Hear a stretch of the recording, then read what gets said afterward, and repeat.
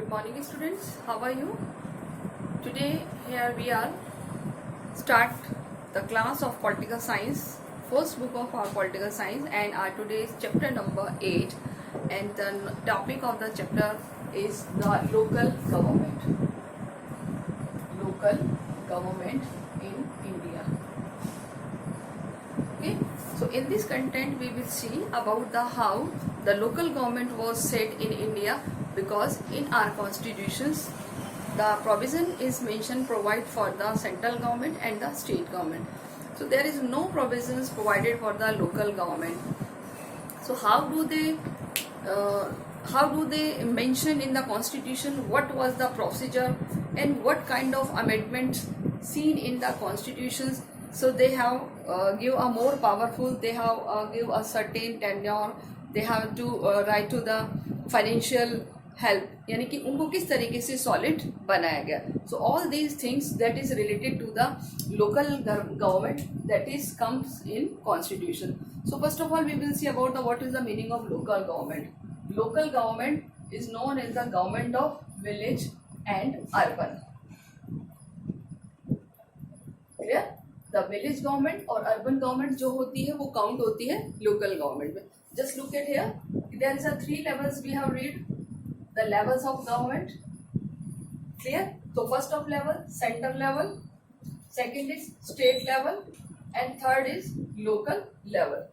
Central level, PM and president.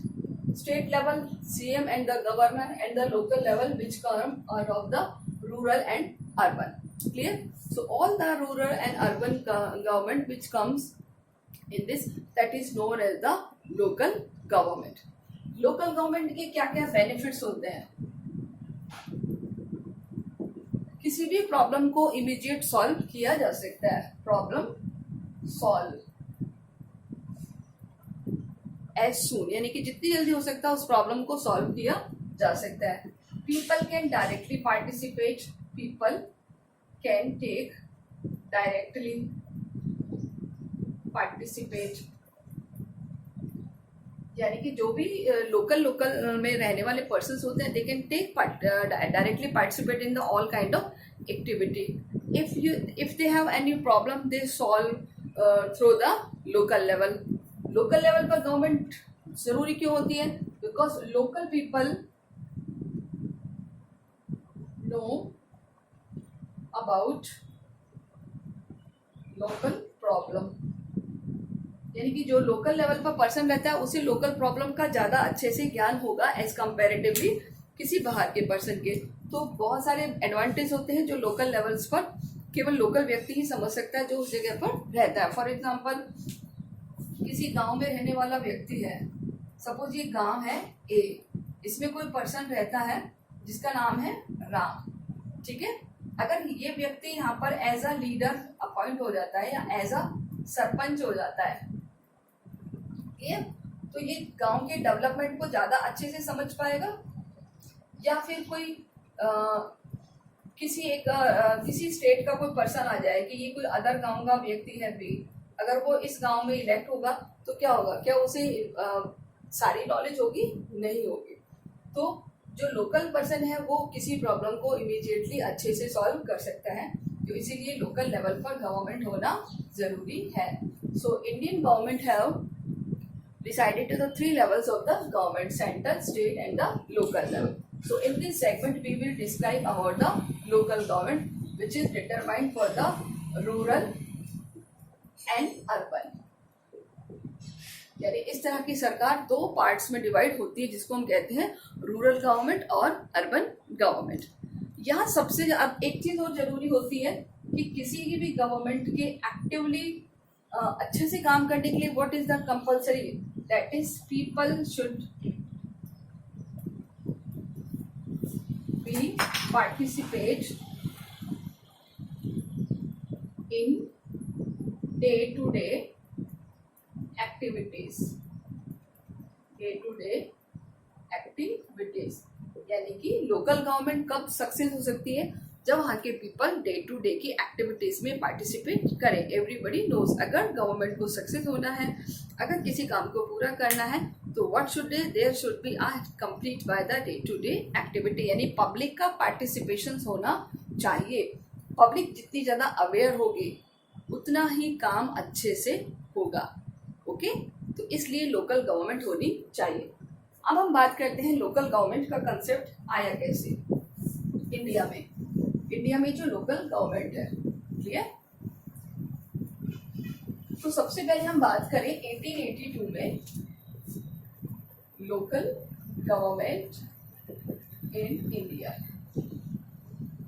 1882, which year? 1882, the Viceroy Lord Ripon,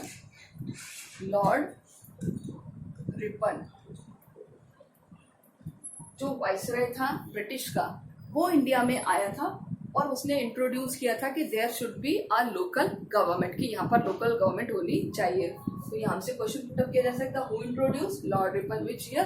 1882। What about their should be a local government. और उसके बाद local government को यहाँ पर initially start भी किया गया। But how do they start? They start from the act 1919। Some provinces में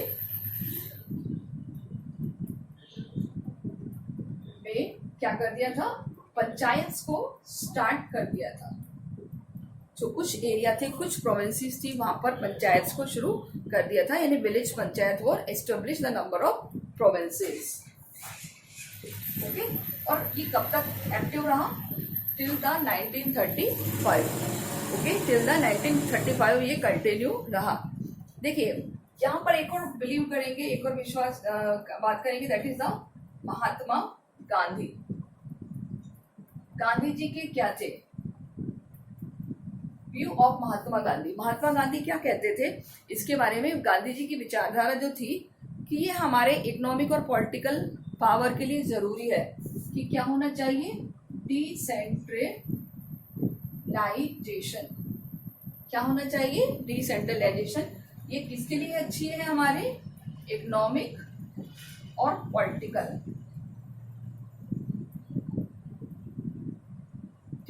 डेवलपमेंट के लिए बहुत अच्छी है ये, यानी इकोनॉमिकल और पॉलिटिकल डेवलपमेंट के लिए बहुत अच्छी है। इससे क्या होगा? It believe that the strengthening of village, strength यानी कि विलेज की ताकत के लिए, विलेज को पावरफुल बनाने के लिए, और इसके अलावा to effectively decentralisation, for the effectively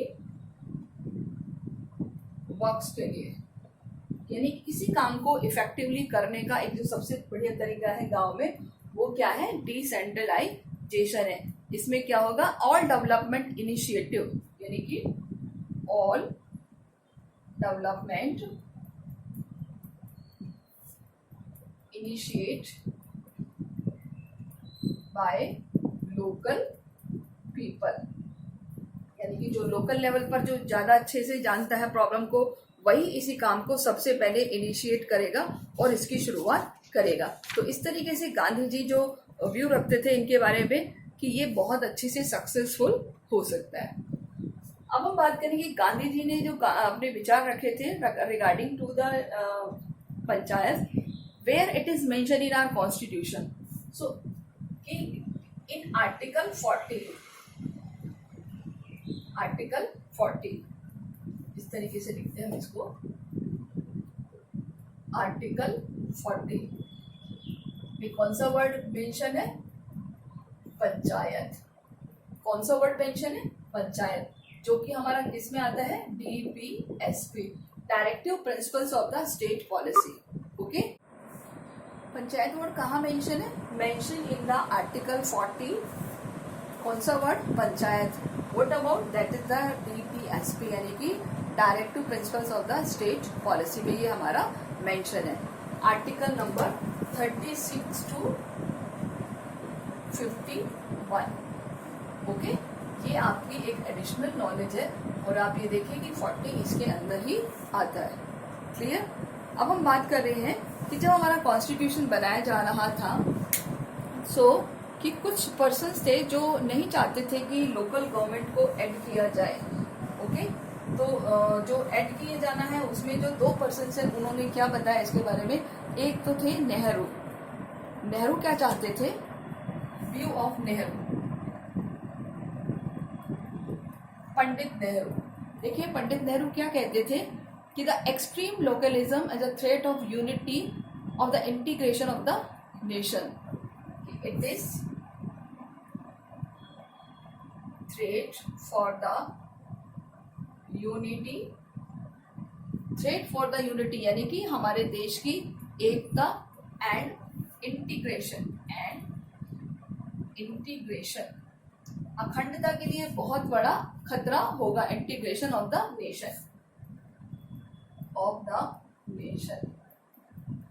ये किसके व्यू थे, अबाउट द पंडित जवाहरलाल नेहरू।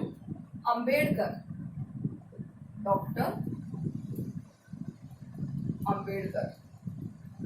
अब देखिए डॉक्टर अंबेडकर क्या कहते थे।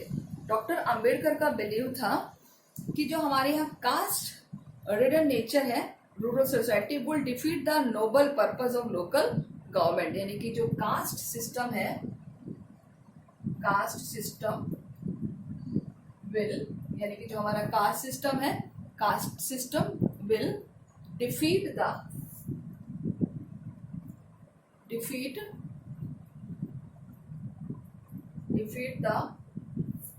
पर्पस ऑफ सोसाइटी, यानी कि जो हमारी सोसाइटी का पर्पस है उसको डिफीट कर देगा। सो देयर शुड बी कि कॉन्स्टिट्यूशन में इनको प्रोविजन नहीं दिया गया, कॉन्स्टिट्यूशन में इनको प्लेस नहीं दिया गया।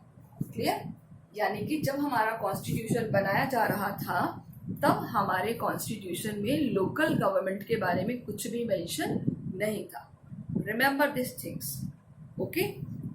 तो कैसे मिला इसको हम कॉन्स्टिट्यूशन में प्लेस, वो हम इसमें देखेंगे। यानी कि constitutional provision of the local government in Indian constitution. हमारा जो नेक्स्ट टॉपिक है that is the local government after independent, local government after independent India, यानी कि इंडिपेंडेंस इंडिया के बाद क्या हुआ था। देखिए 2 अमेंडमेंट हुए थे हमारे यहाँ पर, that is the 73rd 2 amendment, 2 amendment, that is 73rd and 74th in 1992। Okay, 2 amendment हुए हैं, 73rd और 74th, that is in 1992।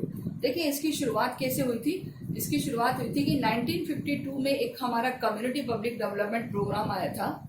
In 1952 there was a community development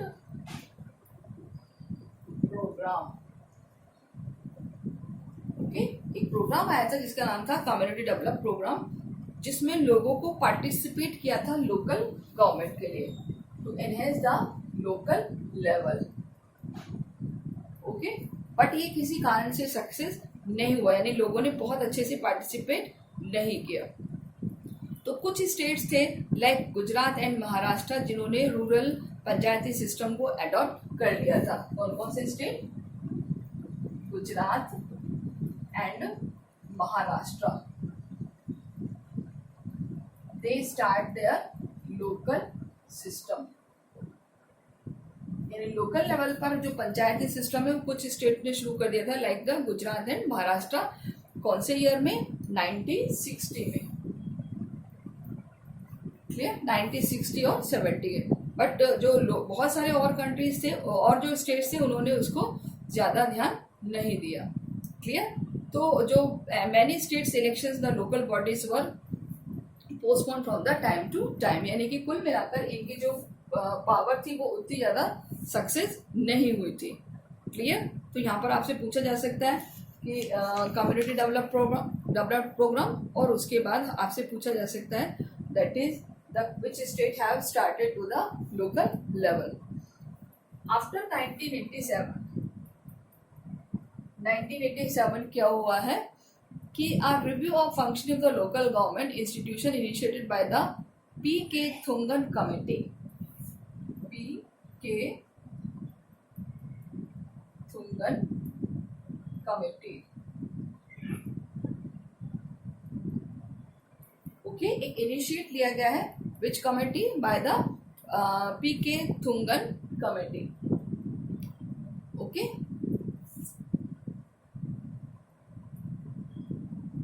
वो पीके थुंगन कमेटी ने क्या कहा था, देखिए, रिकमेंड किया था कि there should be a constitutional in local level, यानी कि constitutional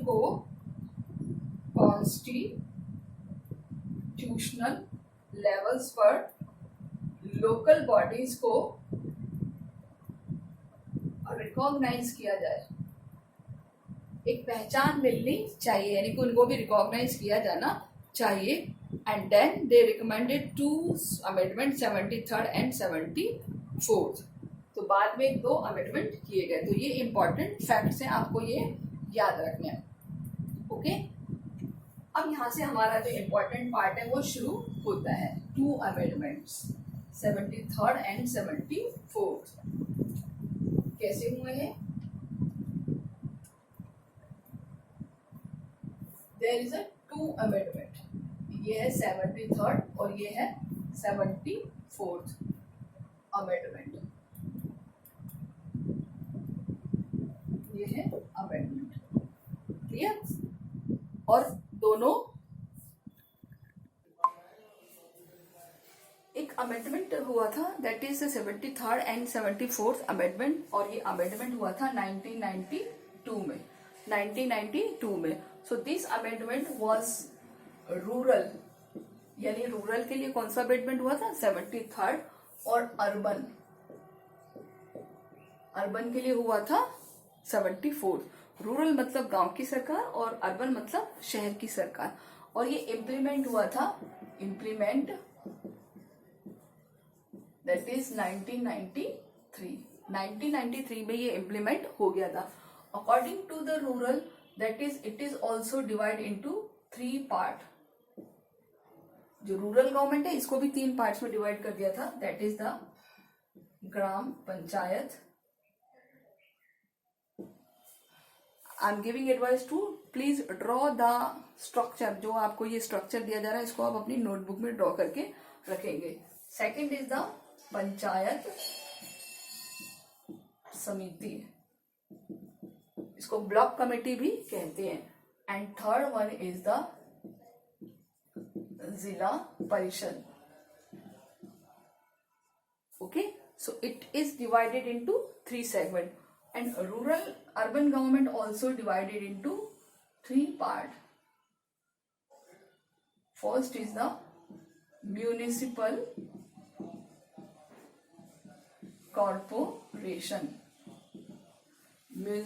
corporation. Second, municipal council. और third, municipal board. So that's why there are 6 kind of branches divided in this segment. और ये इफेक्टिव कब हुई है? 1993 में. So 73rd में जो 3 tiers बना दिए हैं कि दैट इज द हाईएस्ट जिला परिषद, सबसे बड़ा जिला परिषद, उससे छोटा ब्लॉक कमेटी यानी जिसको मंडल कमेटीज भी कहते हैं, तालुका पंचायत भी कहते हैं, and the gram panchayat. Okay, and they have mention in the constitution schedules. कौन से शेड्यूल में मेंशन कर दिया रूरल को? 11, शेड्यूल नंबर 11. और यहाँ हम एक ऐसे लाइन ड्रॉ कर लेते हैं और यहाँ पे जो शेड्यूल है that is the 12th. Clear? 12th schedule. अब हम बात करते हैं कि रूरल और अर्बन में कितने तरह के फंक्शंस थे, यानी कि वर्क. There are 29 work. यहाँ पर 18 तरह के वर्क इम्प्लीमेंट कर दिए थे for the urban government. Now about the election. every 5 year. Same election every 5 year, यानी हर 5 साल में इनके इलेक्शंस होंगे. सो जो इलेक्शंस का प्रोविजन है every 5 years by the direct by the people. ऐसे ही यहां पर same direct by the people. Okay, यानी कि डायरेक्टली पीपल से वो इलेक्ट होकर आएंगे. अब हम बात करते हैं रिजर्वेशन. रिजर्वेशन का क्या प्रोविजन था? 1/3 seats for the women, 1/3 seats for the SC, ST and OBC. ठीक है, तो इस तरीके से रिजर्वेशन का प्रोविजन भी क्या है कि provide the reservation for the SC, ST and the OBC. Same reservation का प्रोविजन यहां पर भी है. 1/3 women, SC, ST and OBC. Clear? यानी हम इसको कॉन्स्टिट्यूशनली एक पहचान मिल गई है. अब हम बात करते हैं कॉन्स्टिट्यूशन के कौन से पार्ट में है. पार्ट अगर हम बात करें तो that is the part number 9, और यहां पर अगर हम बात करें तो इसका है part number 9A. Okay, part मतलब कॉन्स्टिट्यूशन के कौन से चैप्टर में दिया हुआ है, तो दैट इज इन पार्ट 9, और इसका नाम है पंचायतें. इसका नाम है नगर पालिका यानी म्यूनिसिपैलिटीज. तो इस तरीके से इनके नेम्स का मेंशन किया हुआ है कॉन्स्टिट्यूशन में. ओके, तो this is the constitutional provision. अब बात आती है आर्टिकल्स की. So how many articles are there in constitution? So that is, यहां मैं लिख देती हूं आर्टिकल्स. 243 एक ही आर्टिकल है लोकल्स का. 2 अमेंडमेंट हुए हैं लेकिन आर्टिकल ओनली 1, दैट इज 243. और 243 में क्या है? 243A से लेके 243ZG तक ये आर्टिकल्स दिए हुए हैं. यानी कि अब इनको कॉन्स्टिट्यूशनली एक पहचान मिल गई है. क्लियर? तो ये सारे प्रोविजंस इसमें किए गए हैं. अगर हम बात करें तो इनके लिए एक फाइनेंस कमीशन भी होगा. फाइनेंस कमीशन जो कि 5 years के लिए होगा. सेम ऐसे ही इनके लिए भी फाइनेंस कमीशन होगा 5 years के लिए, जो उनकी फाइनेंशियली जो प्रोविजंस हैं टैक्स से रिलेटेड हैं एंड अदर एक्टिविटीज हैं will handle by the finance commission, and finance commission will appoint by the governor. So local government is the subject of state list. Which list? State list. If you have remembered that is the, we have clear the list of subject. There is a 3 kind of union, state and the concurrent. So local government is come into the state list. So remember that. So in your book page number 185 पे आपके जो पंचायत के जो 11 schedules के जो list हैं subject के वो दिए हुए हैं. आप एक बार बुक में से लिख लीजिए. And after that state election commission and the finance commission. So all this amendment related to the 1992 and 73rd और 74th के जो अमेंडमेंट हुए थे वो रूरल गवर्नमेंट को कॉन्स्टिट्यूशन में एक पहचान बनाने के लिए दिए गए हैं. एक इमेज, एक ऐसा क्राइटेरिया जिसकी वजह से उसको एक पहचान मिल सके. सो दैट्स कि एक कमेटी थी थुगन कमेटी, उनकी रिकमेंडेशन पर इसको सबमिट किया गया. One thing in the sent in your glossary book में ब्राजील का दिया हुआ है कि Brazil created state the federal district और म्यूनिसिपल काउंसिल. ब्राजील है जो कंट्री, उसमें भी क्या है स्टेट्स भी हैं और फेडरल डिस्ट्रिक्ट भी है जिसमें म्यूनिसिपल काउंसिल्स हैं. Each of these assign the independent power of the jurisdiction. कौन से कंट्री की हम बात कर रहे हैं? That is the Brazil. Okay, so same feature follow in the Brazil. You can see in your book page number 182. So it is just a republic cannot interference to affairs of the states provided by the constitutional. States are prohibited to the interfering the affairs of the municipal councils. यानी कि सबका जो affairs function है वो separate दिया हुआ है. Clear. सो जो आपको मैंने ये समझाया यही आपके बुक में लिखा हुआ है. तो इस चैप्टर की जो सबसे इम्पॉर्टेंट थिंग इज दैट कि हमें इसको पैराग्राफ में पढ़े, हम इसको इस तरीके से भी पढ़ सकते हैं. तो बहुत इजी एंड सिंपलेस्ट टॉपिक है ये. Whenever we will take our live class, then I will clear all the topics which we have connect to this. So once again here I will repeat. एक amendment हुआ है in which year 1992. Amendment number 73rd and 74th. 74th is related to the rural government. 74 is related to the urban government. यहाँ हम government और लिख देते हैं. Okay, so rural government how many parts? 3 levels. इसको 3 tier system भी कहते हैं. ग्राम पंचायत, पंचायत समिति एंड जिला परिषद. Okay, urban government also divided into 3 parts: municipal corporation, council and the municipal board. Constitution के कौन से पार्ट में लिखा है? That is a part 9. Which part? 9. And what is the name of this part? That is a panchayat. And this is the part 9A. जिसका नाम है नगर पालिका यानी नगर पालिकाज. और इसको इम्प्लीमेंट कब किया गया है? 1993 में. Implemented in 1993. आपकी बुक में भी लिखा हुआ है ये पेज नंबर 183 पर. ओके, 1993 में इसको इम्प्लीमेंट किया यानी came into force in 1993. Clear. So कि they have notice the earlier local government of states are free to make their laws. But on the constitution was amended, the state changed their laws, the local bodies, in order to conformity of the amendment constitution. यानी कि पहले ये जो government थी इसके पास इतनी power नहीं थी, बट आफ्टर दैट उसको पावर दी गई. क्लियर. तो इस तरीके से ये एक अमेंडमेंट है जो आपको देखना है. Clear. And after that schedule 11 और इसका शेड्यूल 12. क्लियर. शेड्यूल जो 12 थे हमने स्टार्टिंग में पढ़े थे कॉन्स्टिट्यूशन की. How many schedules are there in our constitution. तो ये बाद में ऐड किए गए हैं schedule 11 and the 12. How many subject मतलब वर्क. जो रूरल गवर्नमेंट है वो कितने तरह के वर्क करेगी? 29. अभी जैसे मैंने बताया आपकी बुक में लिस्ट दी हुई है. Urban government 18 kind of work. Election हर 5 साल में होंगे, रूरल के भी और अर्बन के भी. रूरल की जो पब्लिक है वो रूरल की गवर्नमेंट को इलेक्ट करेगी. जो शहर की गवर्नमेंट है, शहर की पब्लिक है वो शहर की सरकार को इलेक्ट करेगी.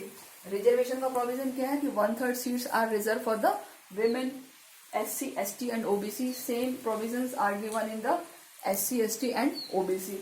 And there should be a finance commission. कि फाइनेंस कमीशन होगा 5 साल के लिए अपॉइंट किया जाएगा स्टेट गवर्नमेंट के थ्रू, जो रूरल और अर्बन दोनों के लिए काम करेगा. एक होगा election commission. One is, I will write here, election commission. ठीक है, जो कि कितने साल के लिए होगा? 5 years के लिए. और ये अपॉइंट किया जाएगा थ्रू द स्टेट गवर्नमेंट के थ्रू. क्लियर. तो इस तरीके से some provisions are given in your book.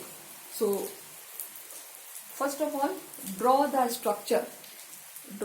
Structure in your notebook. And it is very important structure related to the local government in India after independence. कौन सी committee ने recommend किया है, किस तरीके से रिकमेंड किया है, तो आप ये देख लीजिए. आपको ये आपकी नोटबुक में ड्रॉ करना है. सो आई थिंक शॉर्ट में समरी हमने इसकी देखी है. कल हम लाइव क्लासेस में इसके बारे में और डिटेल से पढ़ेंगे. ओके, बहुत ईजीएस्ट इम्पॉर्टेंट टॉपिक है. सो टेक केयर, याद करते चलिए, और कोई प्रॉब्लम हो तो आप मुझसे पूछ लीजिए. Okay, so prepare notes in your notebook and try to solve all the questions which I will give in your notebook. Okay students, take care. ध्यान रखिए अपना.